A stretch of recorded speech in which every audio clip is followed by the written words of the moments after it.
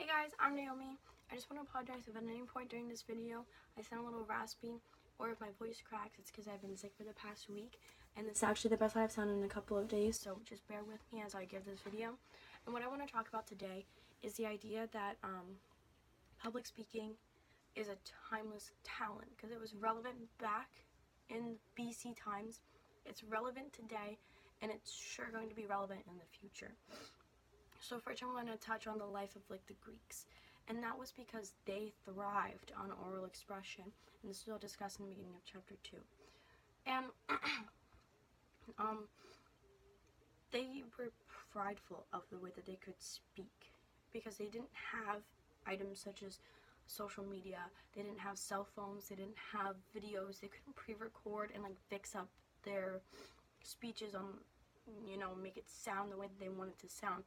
They actually had to give their speech in public right off the bat and be able to come back from that and actually take something from it and be able to have people take something from it as well.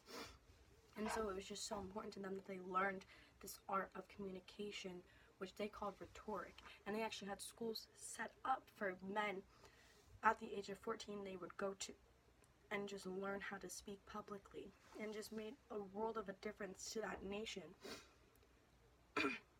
And now I just want to move on to fast forward a couple hundred years, maybe 1,000, a couple hundred years, and I want to talk about Descartes because he was basically a philosopher that is what sparked the modern ages, because he was the first person to say that theology could exist with reality, and he was able to meld those ideas together, and through those ideas he sparked the modern ages, which is where we basically are now. The only difference is that the modern ages kind of moved away from rhetoric and they basically changed to our normal English class now, which is, this is all discussed at the end of chapter 2. And so in order to keep that kind of art of communication, they have set up the National Association of Communication, which I believe is so important, especially for today, because rhetoric was just such a beautiful thing to understand and be able to bring out, and I feel like it's something that we should never have gotten rid of in the first place. But now public speaking is so essential for everything.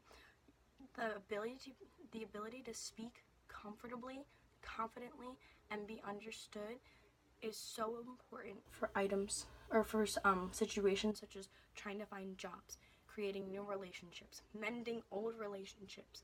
It can help with everyday life, and that's why I feel it's so essential to be able to pick up on these little cues, such as reading body movement or reading facial expressions, emotional, understanding people's emotions, and being able to change your ideas, your thought process, and the way that you're going about things in order to make sure that the person you're talking to is getting the idea across.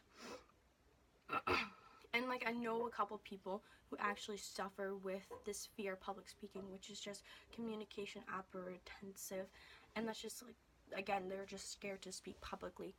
Or they might actually suffer from scrutinarity fear, which is just that people are watching them and always, trying to criticize them.